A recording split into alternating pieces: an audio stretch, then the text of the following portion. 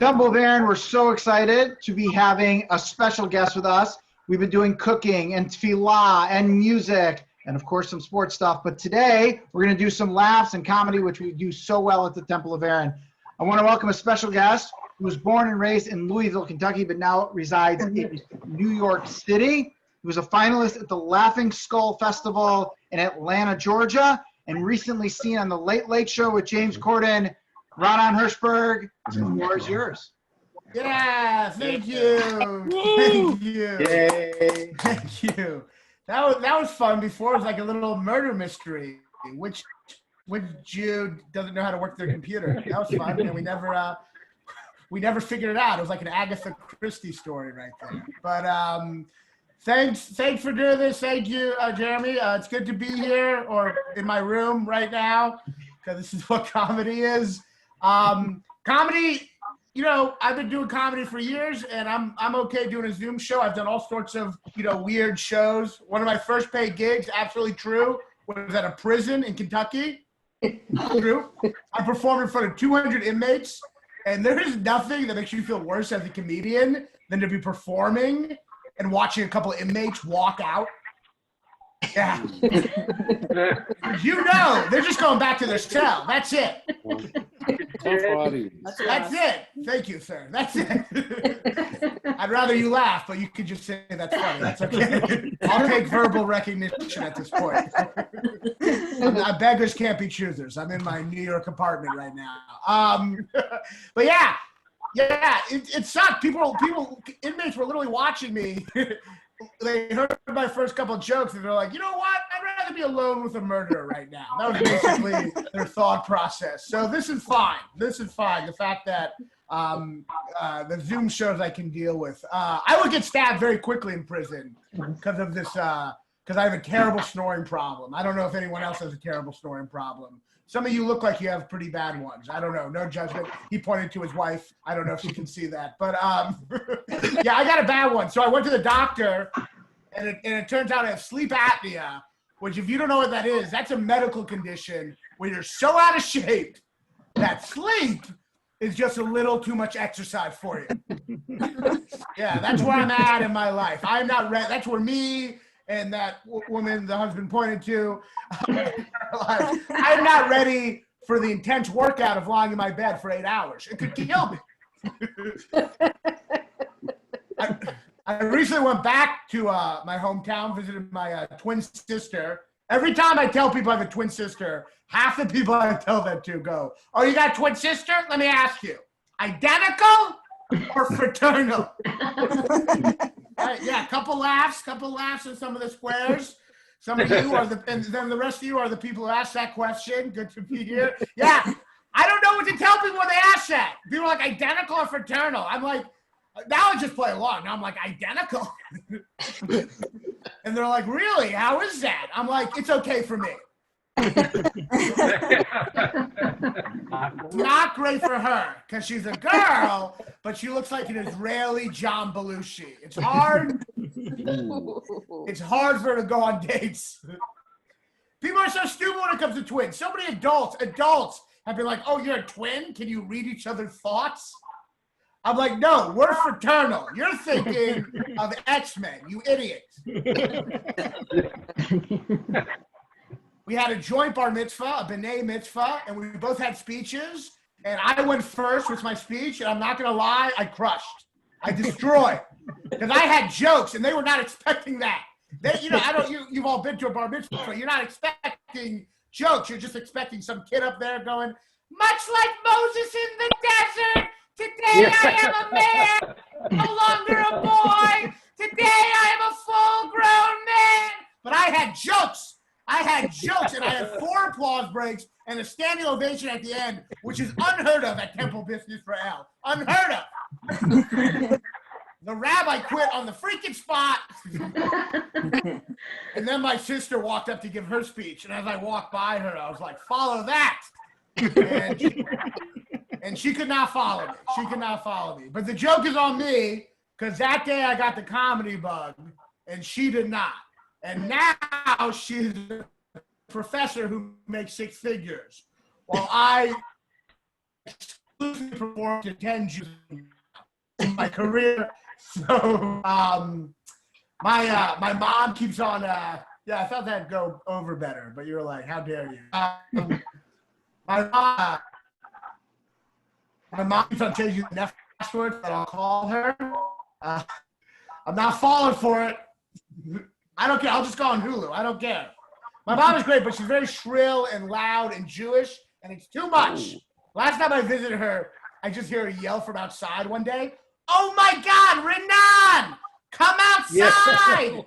There are 4 deer outside! 4 of them! It's incredible!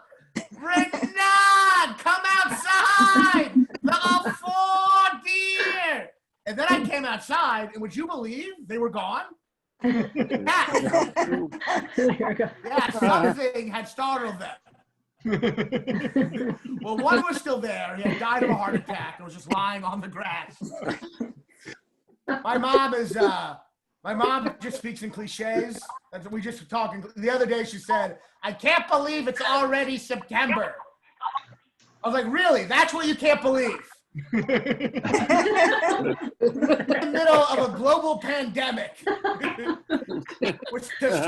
And the thing you have trouble believing is that time moves forward. That's the thing.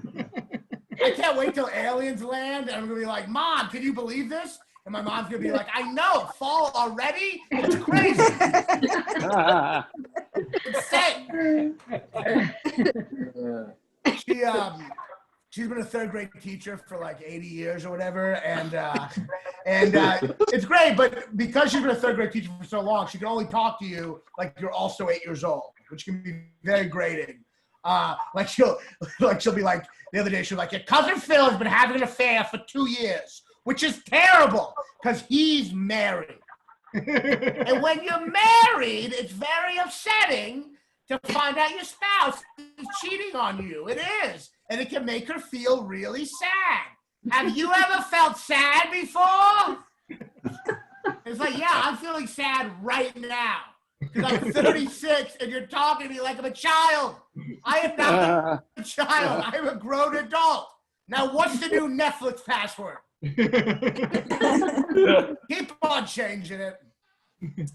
So I'm a Jew from Kentucky, like I said, which is a lot like being a unicorn in many ways. The only difference is people in Kentucky thought we had 2 horns. That was the main difference.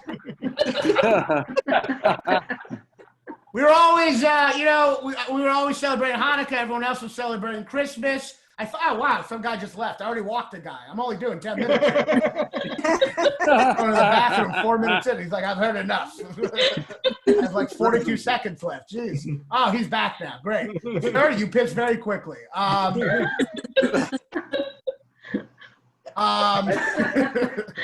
So,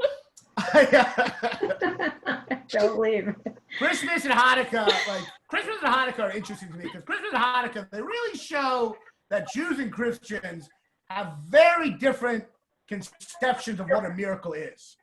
Very different ideas of what a miracle is. For Christians, it's big. For Christians, it's the birth of their God. That's huge. For Jews, it's a little oil that was supposed to last a day, but instead lasted more days than that. That's it. That's the whole. We have a whole holiday centered around a good deal. We have a whole holiday centered around a good deal on a lamb. That's the whole holiday. Which, by the way, is not great PR for Jews. That's our whole holiday. And then there's, of course, Yom Kippur, the one day a year that Jews feel guilty.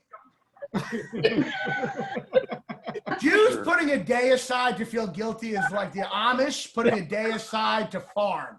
That's pretty much.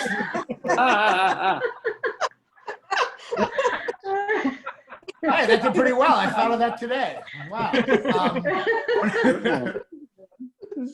Whenever I tell people I'm a Jew from Kentucky, they always ask 2 things. The first thing they ask, I go, "Did you grow up with prejudice?" And yes, I did. Mostly from my grandpa, who was pretty racist. And whenever he said something racist, my mom would always defend it, and she'd always say the same thing. She'd be like, "Well, he's from a different time." he's from a different time. And I'll be like, yeah, but the only problem with that is he's not. He's from right now. He was from a different time, and then time moved forward, and he's still in time. That's how time works. You're alive right now. You're in it. Certain old people, not the ones here tonight, you're all great. Certain old people only have trouble adjusting to prejudice. They don't have trouble adjusting to other changes in society, like it's a little hypocritical. Like an old person will be like, I don't think gay people should get married, or black people and white people should date. And that's fine. You can say that, but then I don't ever see you riding an escalator. Because you weren't raised with that either. You know? Every time you see an escalator, you should be like, who put this roller coaster in the mall and just wheel away? That did better than I thought. I was a little worried with that joke. Because it's, no offense, but it's a bit of like an AARP meeting in here. So I was worried, that did well. Oh, that's nice. I don't know. The most important thing, you got to make sure there's no racism in your heart. That's the most important thing. You really got to make sure there's no racism in your heart. Because once you get dementia, it's coming out. You can hide it for so long, and then you get dementia, and the robe is coming off. Dementia is just God hacking your private emails. That's all it is. Dementia is weird, too. Dementia will make you forget. It will make you forget family members, but not that you hate a group of people. Think about that. That's how deep hatred is. People with dementia are like, I hate Puerto Ricans. Now, who are you and where am I?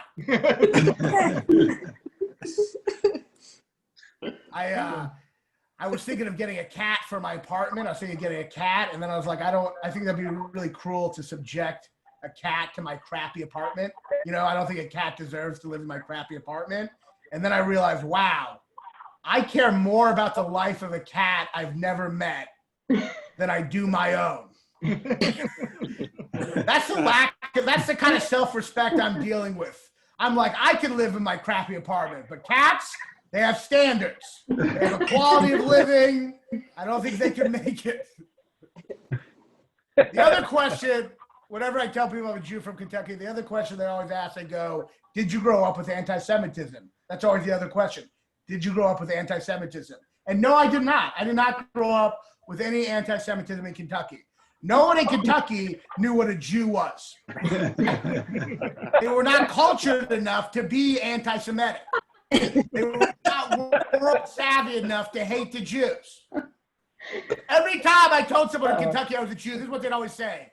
Which one's that again?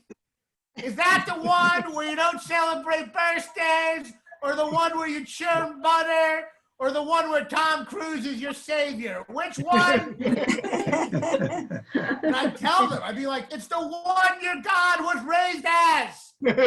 How do you not know anything about Jews? Everyone in your Bible is a freaking Jew. They're all Jews. God's a Jew from the get-go. He is. God's a Jew from the very beginning. What's the opening line of the Bible? In the beginning, God said, let there be light, and it was good. Not great. Is that not some Larry David crap right away? Is God right away going, it was good. It would have been better if I had a little more time. But for the amount of time I had, it was pretty good. Jesus' mother was a Jew. She always is shown as Christian in the movies and Anglo-Saxon, but she was a short, worried Jewish mother. She was probably at the cross freaking out. Jesus, what are you doing? Oh, you crazy. You're going to catch a cold. Get down from there. It's not too late. You can still become a lawyer. Jesus, oh my God. There are 4 deer outside. 4 of them. It's incredible. All right, thank you. That's my time. You've all been really fun. Thank you so much. Yeah. Thanks, I hope you all Raanan. enjoyed it. Yeah, thank you. Yeah, thank you all so much for doing this. And being receptive. Shana Tova to everyone. Was the Shana Tova. Tova. Shana Tova. All right, Shana Tova. Have a good day. Take care. Thanks.